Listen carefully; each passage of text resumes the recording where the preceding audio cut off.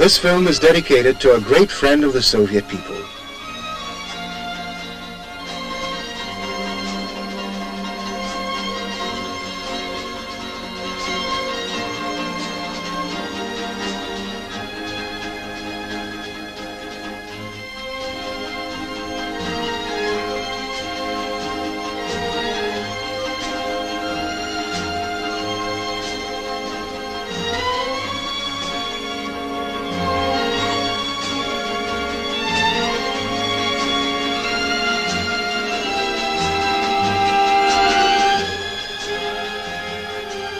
He frequently came to the Soviet Union, the President of the Democratic Republic of Vietnam, Chairman of the Central Committee of the Working People's Party of Vietnam.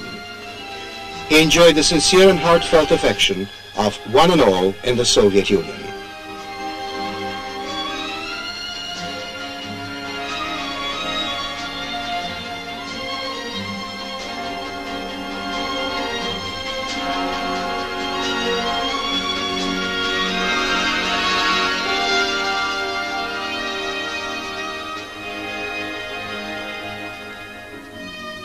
His name was Ho Chí Minh.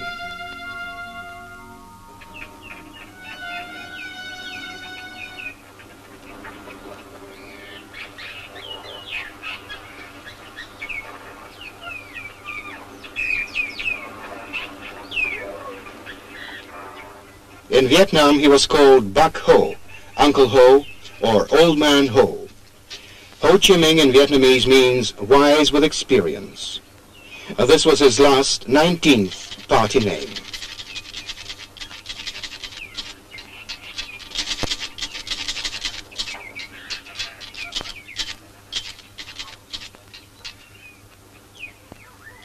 I was born 10 years before the beginning of our century.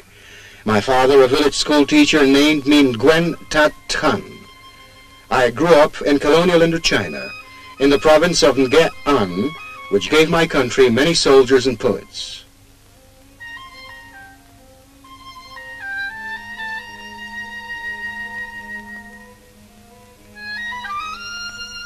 That dashing, surging wave, will it bring back past memories? He saw this in his native village. He saw this in the town of Hue, where he studied. Today, it is South Vietnam.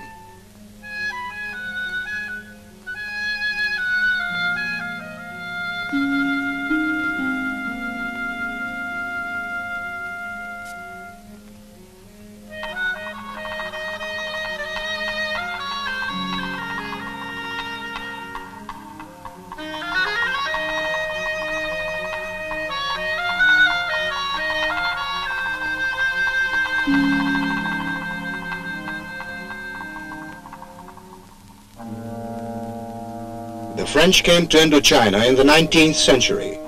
First the missionaries, then merchants, soldiers, gendarmes, and planters.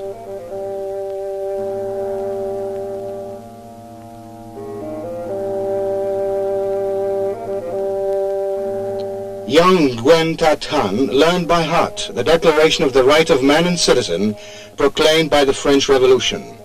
People are born free and remain free and equal in their rights. Free and equal.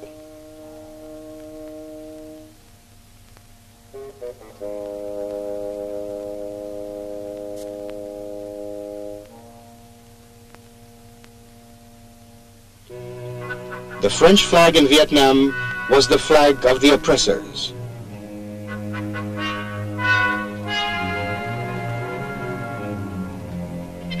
Nguyen Tat Thanh dreamt of discovering a happy land where there would be no oppressed. In 1910, he went to France, to Paris.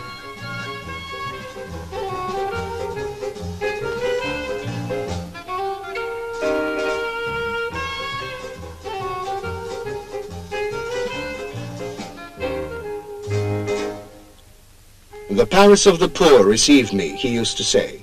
There I learned the true solidarity of the poor and the benighted.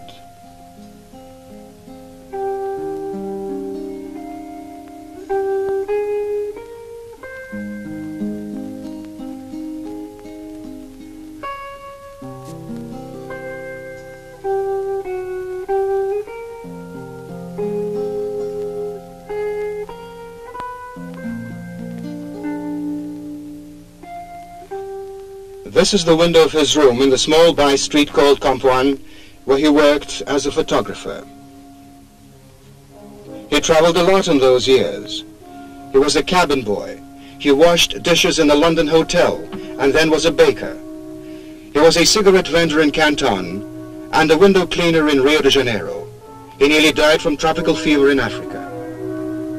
He published his first story in L'Humanité and became a foreign correspondent of Paris periodicals.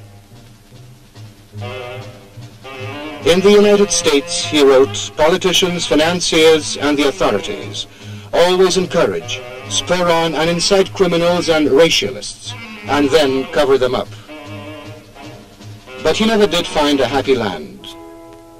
"My land, 100 leagues divide us. I lie so still, engulfed in heavy slumber. Weeks passed, then months. I wrote these lines in tears."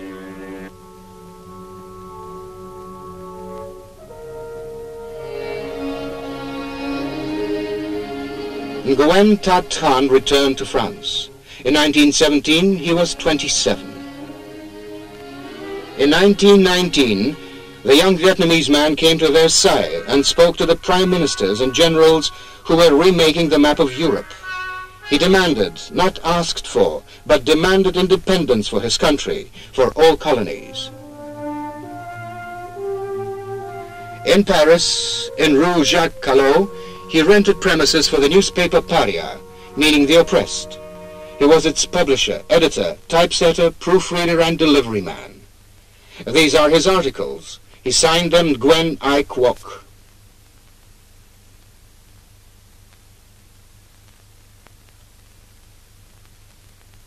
Advertisement. Have your photographs taken by our comrade Nguyen Ai Quoc. Unframed 20 centimes, framed 40 centimes. But he needed more money than he earned.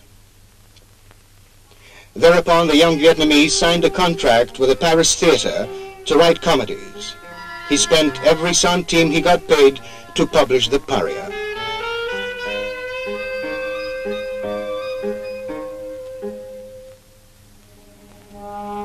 "You're making a mistake," he told colonial officials in France, "if you think that the people of Indochina have reconciled with their lot and do not hope to achieve emancipation the revolutionary way."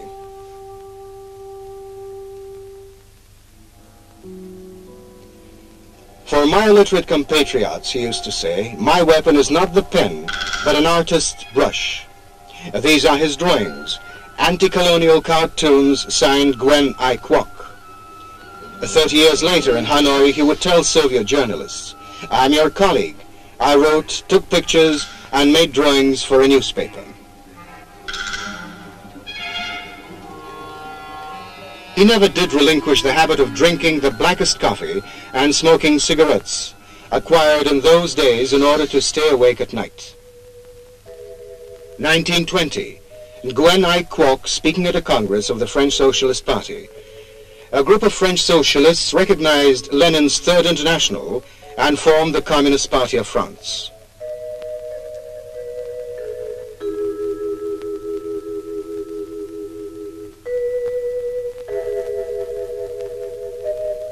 Nguyen Ai Quoc became a communist. A year later, Marcel Cachin put forward his candidature for a seat in the French Parliament.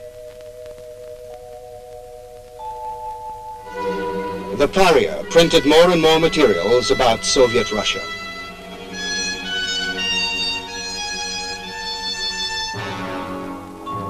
Then came January 1924.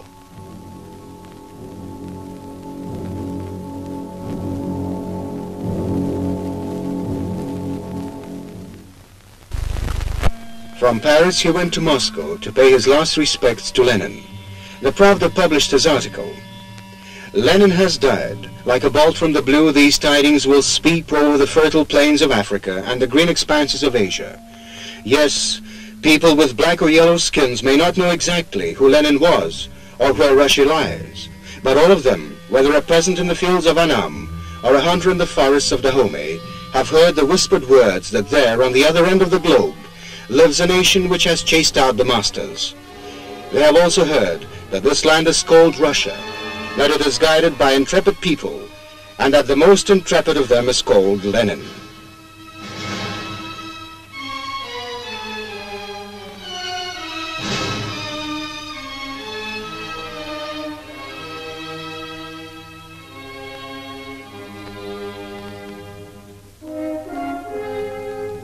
Such was Moscow when Gwen I. Kwok arrived there in the 20s. Here in Bolshoi Theater, the Comintern held its congresses. Pushkin Square was the site of the Communist University of the Working People of the East, where he studied. He lived in Hotel Lux in Tverskaya, now Gorky Street, and frequently went to Red Square and the Kremlin.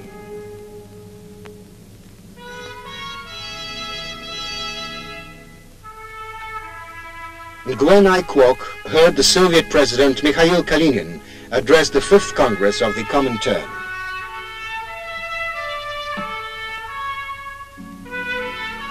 One of the tasks put forward by the 5th Congress of the Comintern in 1924 was that of organizing Marxist-Leninist parties in colonies and dependencies. The future President of Democratic Vietnam with a group of Congress delegates. Comrades, since we call ourselves Lenin's disciples, we must concentrate all our strength, all our energy, on translating into life the precious behests bequeathed to us by Lenin in solving both the colonial and other issues.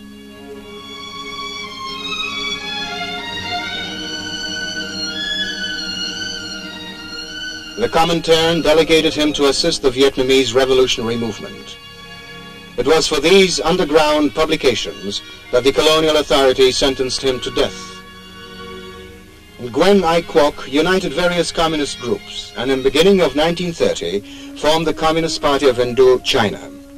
He attended the 7th Congress of the Comintern as a delegate from the Communist Party of Indochina.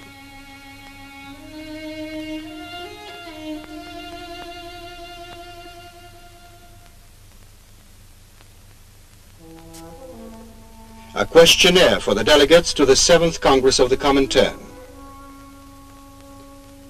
Name under which you are working in the party: Tend Man Kyon. Name under which you will speak at the Congress: Lin. Occupation: sailor. Worked for hire for 10 years. Present source of livelihood: student of the Moscow Lenin School. From what year and in which communist parties were you a member? From 1920, member of the Communist Party of France, and from 1930, member of the Communist Party of Indochina.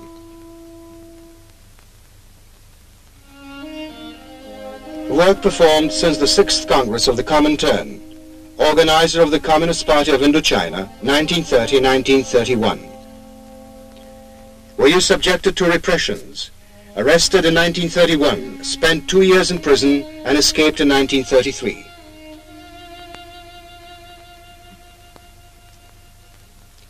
What languages do you know? French, English, Indochinese, Cantonese, Italian, German, Russian.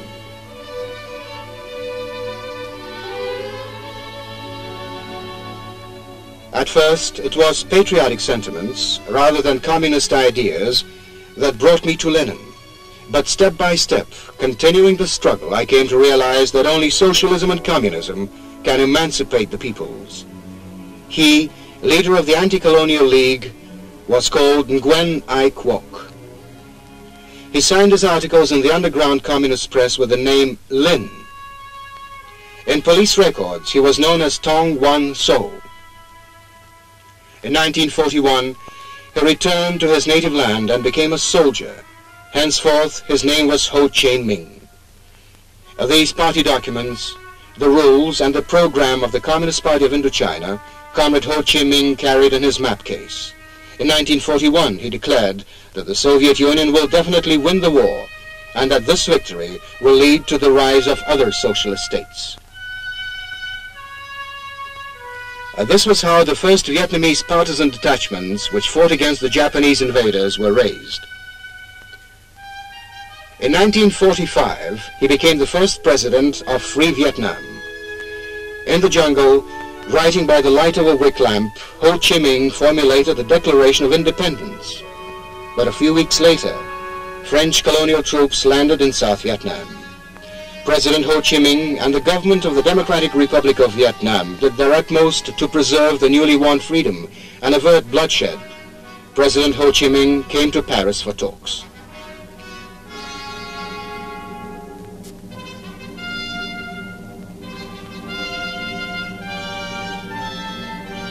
Citizens of France, I should like to address you with a few words, not as President of the Democratic Republic of Vietnam, but simply as a sincere friend of all honest Frenchmen. We are not fighting against honest Frenchmen. We are only coming out against the brutal rule of the French colonialists in Indochina. Vietnam needed peace to begin rehabilitation, but the French colonialists wanted to seize the whole country.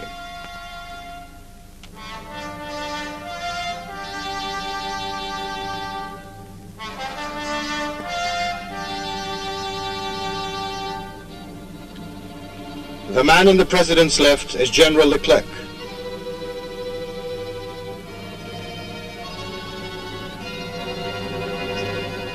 In response to the urge of the Vietnamese people for peace, they were prepared to start a war.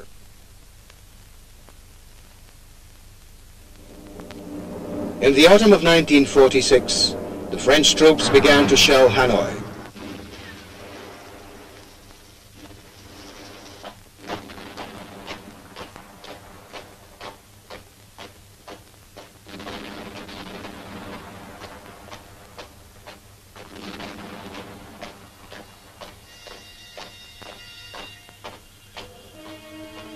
There on the cruiser, General Leclerc smiled at the president. Now he ordered his troops to begin the offensive. But Ho Chi Minh told his people that there was another France. The France of Maurice Thorez, the France of Frederic Joliot-Curie, the France of workers and dockers. Ho Chi Minh lived in their country. He was a member of their Communist Party, and now they refused to load tanks bound for his country. The jungle became his home.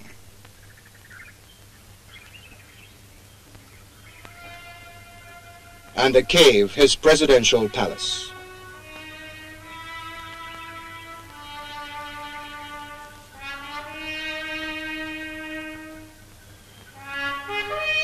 He who has a rifle, let him arm himself with a rifle. He who has a sword, let him arm himself with a sword. If there are no swords, arm yourselves with hoes, spades, or sticks. The hour of saving the fatherland has struck.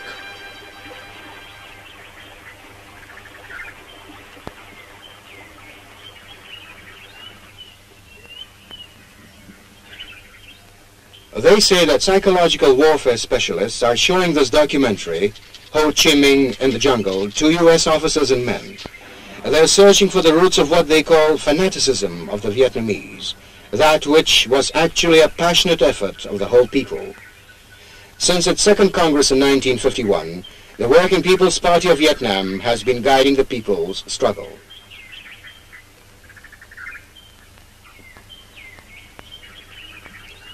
Once, the director of a lycée in Hue wrote in his character reference, "Better suited for scientific pursuits than other boys of his age." But Ho Chi Minh became a soldier.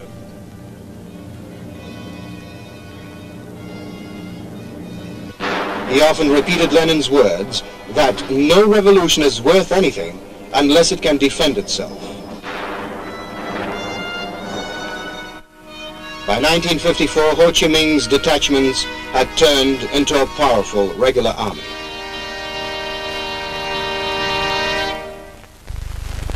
That year, the Vietnamese town of Dien Bien Phu was on everyone's lips.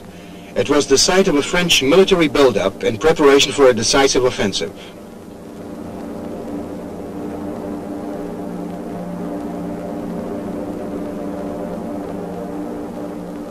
Silence surrounded them, but it was shattered by the guns of 2 divisions of the Vietnamese People's Army.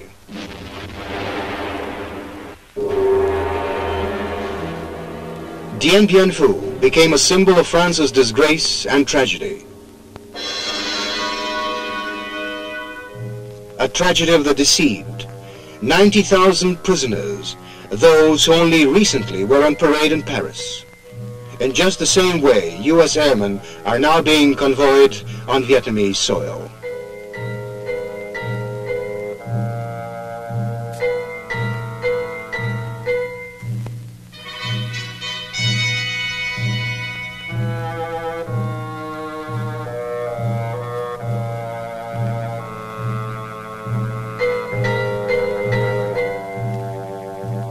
The invaders pulled out of North Vietnam.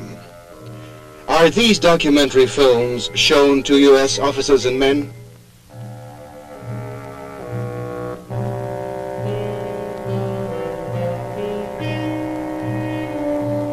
As the troops withdrew from the country, so did the owners of plantations, factories and mills.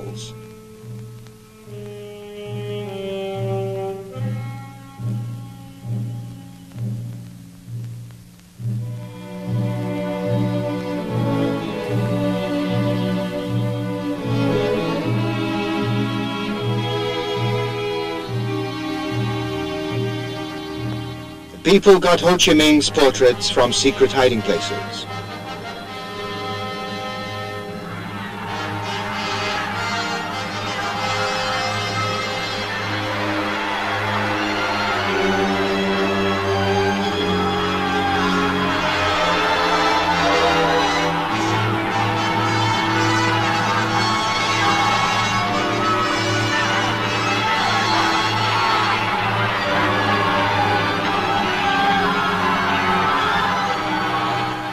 The President of the Democratic Republic of Vietnam, Ho Chi Minh, returned to the capital with his troops.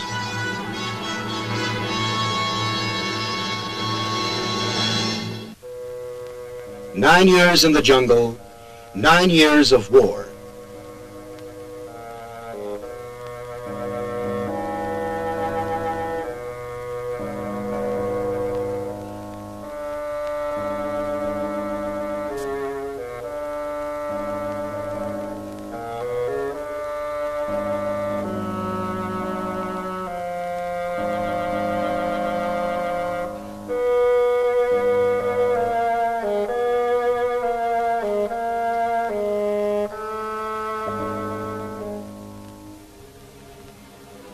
And in Vietnam, as was the case after the Civil War in Russia, the words peace and land stood next to the word socialism.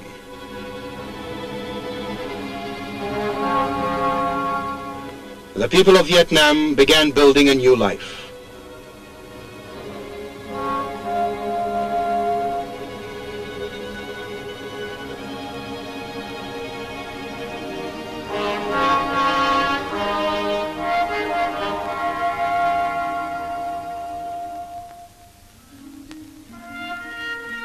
Once a poet compared Ho Chi Minh with Don Quixote. Yes, he was a visionary, a knight who battled against evil, and he became a soldier. He was a humanist and raised his sword against the invaders. His dream came true.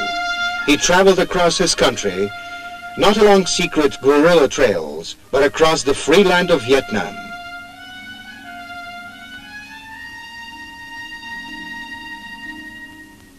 The first gain of socialism was a simple one, but it concerned life itself. It was necessary to feed the children, and the president was the first to give up a third of his rice ration, setting an example for the entire adult population.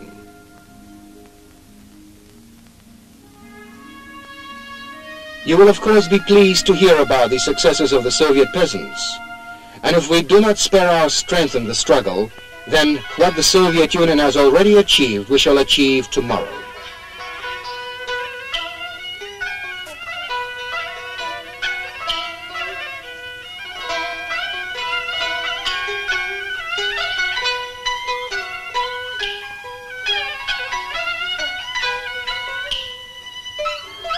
Now we are restoring old, small dams, but I, Ho Chi Minh, assure you that we shall erect powerful hydroelectric stations.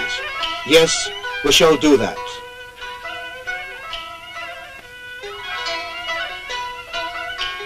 Citizens of Vietnam, first and foremost, you must learn to read and write. Only then will all our compatriots be able to take part in building up the state.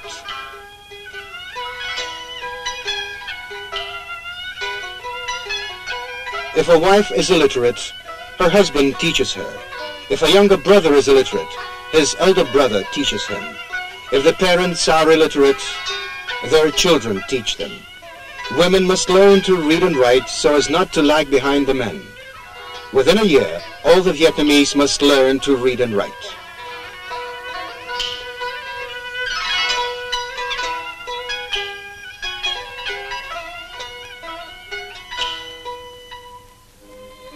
Young Vietnamese went to the USSR to study and become doctors, teachers, engineers, and commanders.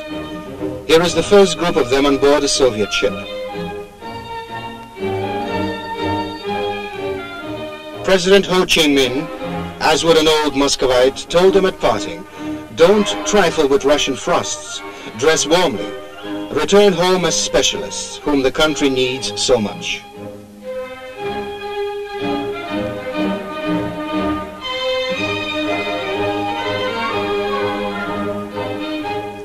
The sailors of the first Soviet ships to arrive in Vietnam and anchor in the port of Haiphong played host to the president. For us, his name became the personification of free Vietnam. In 1955, Moscow welcomed President Ho Chí Minh.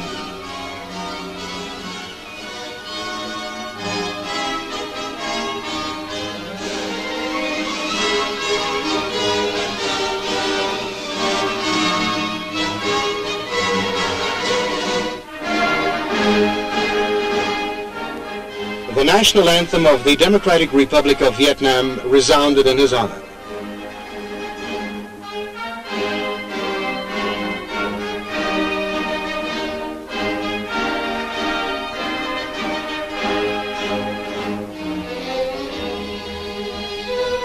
Ho Chí Minh had no need for pseudonyms now, nor did he have to avoid cameramen and photographers. He was president of a free country, and was happy to visit Moscow, where he lived in the 20s as a fugitive from the colonial authorities who wanted him for working for his country's liberation. In the 50s and 60s, President Ho Chí Minh made several trips to the Soviet Union. He arrived on official and on friendly visits to attend CPSU congresses and take part in international meetings. We must bear in mind that it is our good fortune to be living in a great epoch, the epoch of radical changes and momentous discoveries. In just a few decades, we have learned of many discoveries, such as the radio, television, atomic energy, and so forth. Man has placed the elements at the service of society. But the greatest discovery of all, a discovery of world historic importance, was the creation of the Marxist-Leninist theory.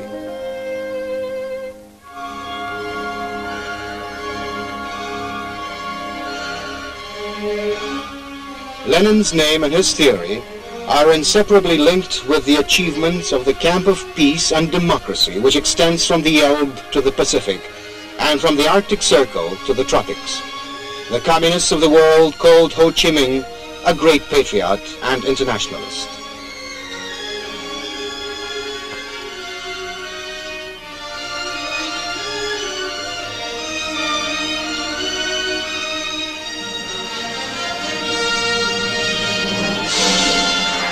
He addressed the following words to a party congress: "We shall always march shoulder to shoulder with the Soviet Union and other socialist countries in the struggle for the cause of peace, democracy, national independence, and socialism throughout the world."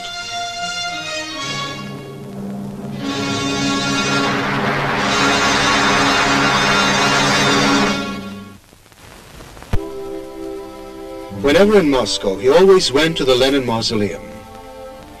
He first heard about Lenin in Switzerland, a year before the October Revolution. It was his dream to meet Lenin. He came to Moscow in 1923, when Lenin was already seriously ill. He came again in 1924, but only in time for Lenin's funeral.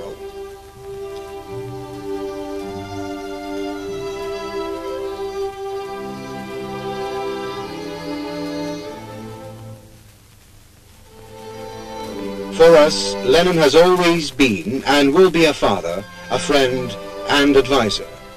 Lenin wins the hearts of the Asian people, not only by his genius, but by his contempt of luxury, by his love for work, by his pure and simple personal life. In a word, by the moral nobility of a teacher.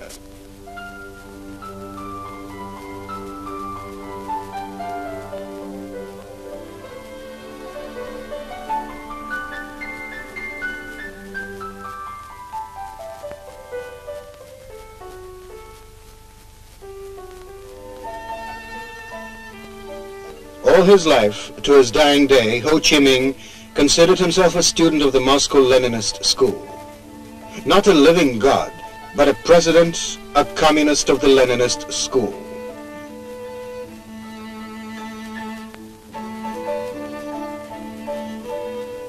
Ho Chi Minh did not live in this palace that used to belong to the Governor-General in Hanoi, but in this small house once occupied by the gatekeeper.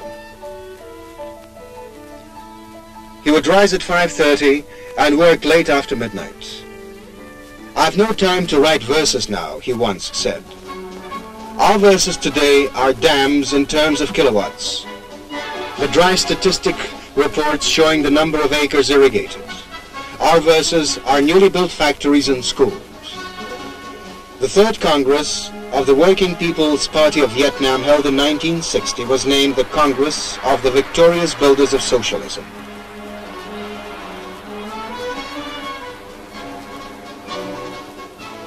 This steel, these dams and schools, the achievements of the Democratic Republic of Vietnam, the rising popularity of Ho Chi Minh and the Party of the Vietnamese Communists were an example for the south of Vietnam, and the people there rose up in arms to struggle for their freedom.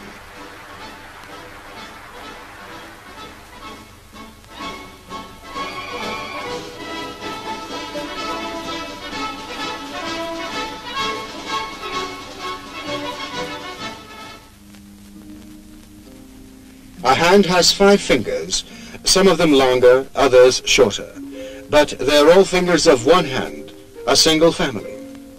Dear compatriots in South Vietnam, I call upon you to unite. If all of us act in unison, a great future will await us. Our compatriots in South Vietnam are part of the Vietnamese nation. Rivers may dry up and mountains fall, but this truth will remain immutable. Every Vietnamese is my brother, my son, my grandson. I cannot sleep tranquilly when I think of the difficult life and the struggle of my compatriots in the South.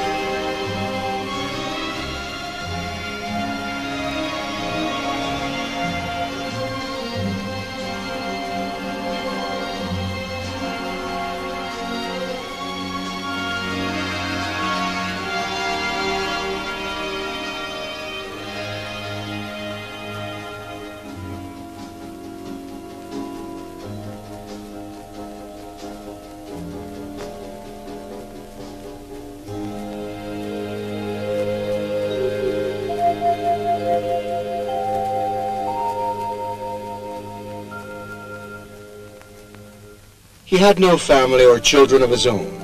He was the son and leader of the Vietnamese nation, 19 million in the north and 14 million in the south. He looked upon children as the future of the country.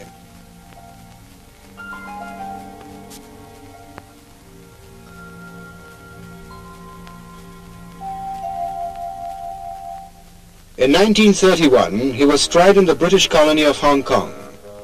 In 1942, fulfilling a party assignment, he visited areas bordering on China, where he was seized and thrown into prison by Chiang Kai-shek's agents.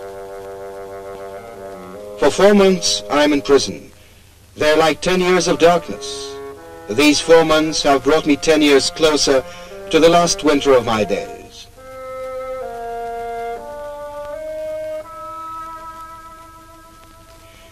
who was believed to be dead 3 times during his lifetime.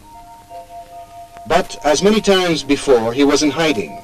He changed his name and became a monk in a Buddhist monastery in Siam to be closer to his country.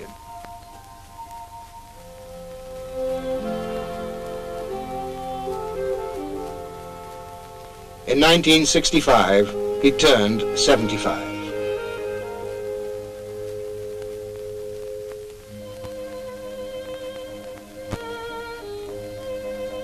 He was surrounded by children on that day.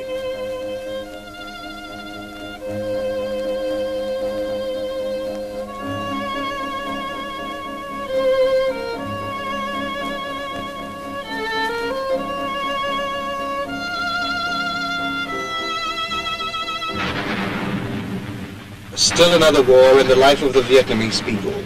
Another war in the life of Ho Chí Minh. Sustaining defeats in the south of Vietnam and fearing the example set by the socialist North, the United States started an undeclared war against the Democratic Republic of Vietnam.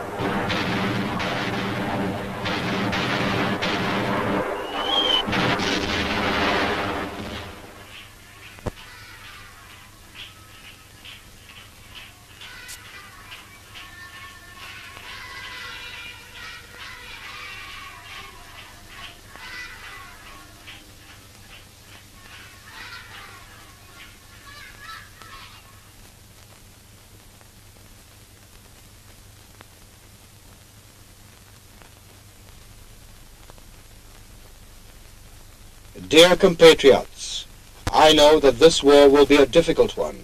I know our enemy. He is strong, experienced, and treacherous. None of us, neither the soldiers, the workers in the rear, nor our women, shall have an easy time. It might happen that we shall have no strength to smile or sing, but we must have the strength to resist and to win. None of us is immortal, but we shall fight against aggression for national salvation.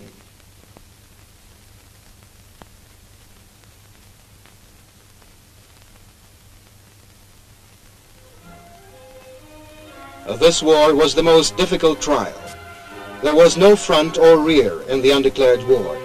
Factories were the front line and the workers were the fighters.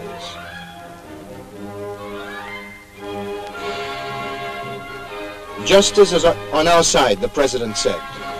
Our will is firm, and we are filled with determination to fight and win.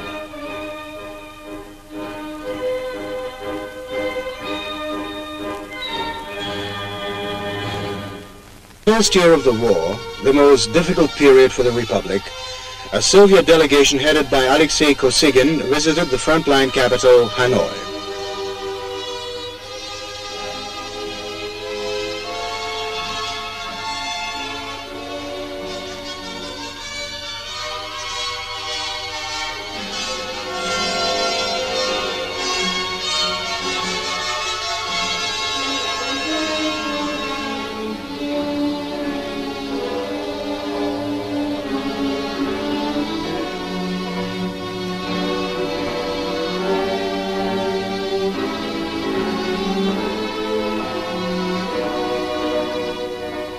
The negotiations held in Hanoi and the documents signed there were fresh proof that the Soviet Union and the Communist Party consistently pursued the Leninist course of proletarian internationalism. And today, too, Ho Chí Minh's behest is to strengthen the solidarity and fraternal cooperation between the Soviet and Vietnamese people and parties.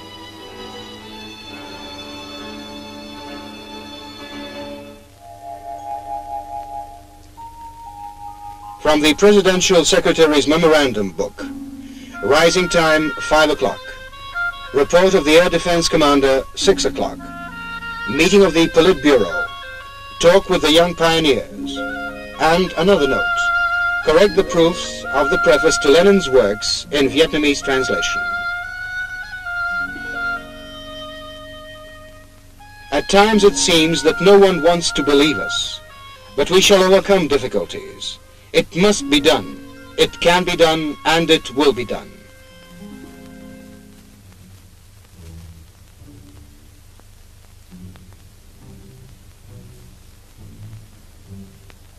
Nhanh chóng vào và phục vụ chiến đấu, hãy dũng cảm và kiên quyết làm tròn nhiệm vụ. Tất cả mọi người hãy chấp hành nghiêm chỉnh điều lệ phòng không nhân dân thành phố, góp phần đánh thắng giặc Mỹ xâm lược.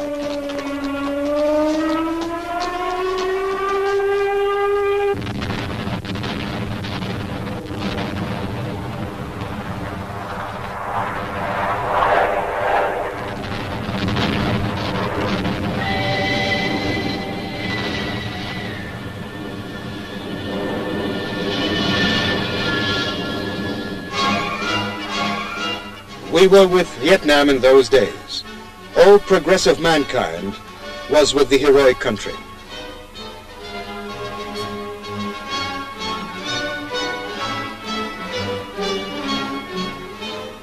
Speaking on behalf of the 240 million citizens of the Soviet Union and its Communist Party, Leonid Brezhnev said at the time, "The Soviet Union has always fulfilled and fulfills its internationalist duty to the Vietnamese people. We have furnished and are furnishing substantial assistance. We have already delivered considerable quantities of arms and ammunition to the Democratic Republic of Vietnam. Our line is to continue rendering the Democratic Republic of Vietnam such assistance, both material and political, as it will require to counter U.S. aggression. We are consistently coming out for united efforts on the part of all fraternal socialist countries in assisting the Vietnamese people fighting against imperialist aggression."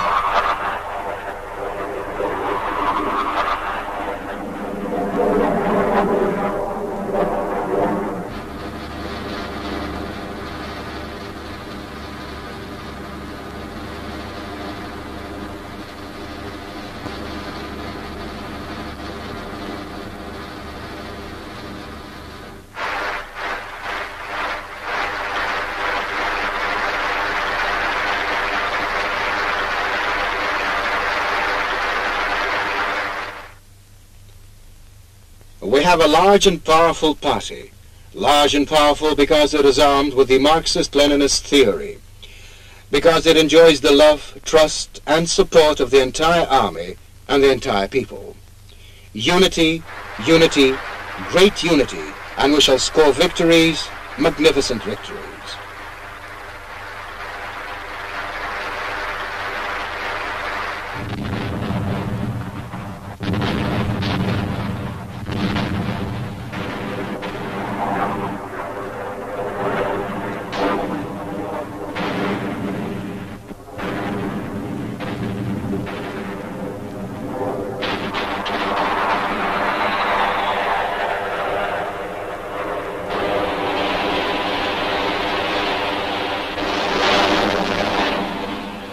Four years of bitter struggle. The United States unconditionally suspended air raids and was forced to open negotiations in Paris.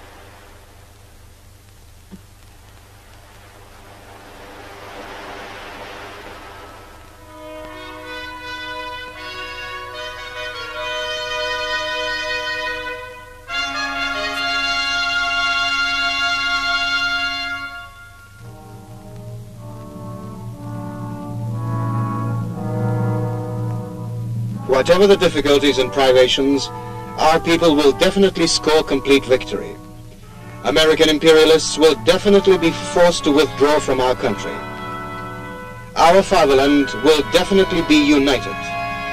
Compatriots in the South and North will definitely live under one roof. May our mountains, rivers, and people remain. After our victory over U.S. aggression, we shall build up our country and make it 10 times more beautiful than it is today.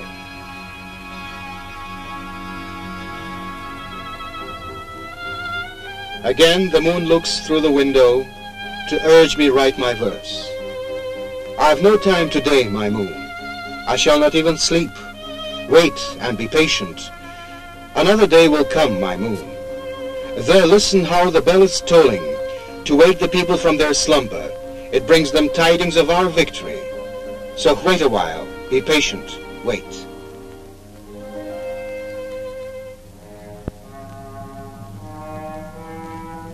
In his testament to the people and the party, Ho Chí Minh wrote, "Being an old man, I should like to talk with you. There is a saying, old age is a heavy burden. I, however, think otherwise. In the past, and today too, a true patriot, even if he is an old man, cannot sit with folded hands. We old men must unite first, so as to set an example to our young people. If I was to go now, I would have no remorse. I only regret that I cannot serve any longer and better."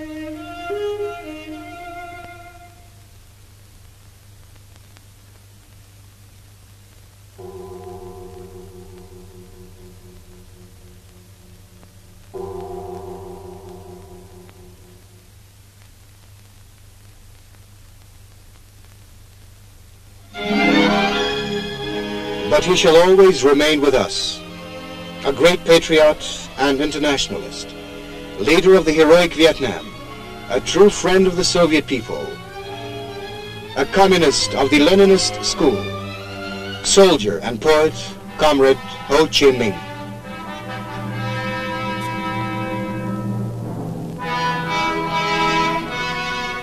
This film included documentary shots made by Soviet and Vietnamese cameramen, and also the material of the Institute of Marxism-Leninism under the Central Committee of the Communist Party of the Soviet Union, the State Film Fund of the USSR, and the Central State Archive of Film Documents of the USSR, and foreign newsreels. Script Igor Itskov, direction Ekaterina Vermisheva, music Edison Denisov.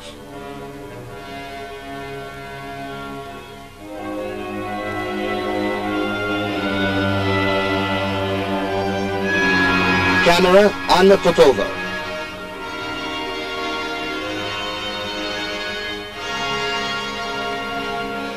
Central Documentary Film Studios, Moscow.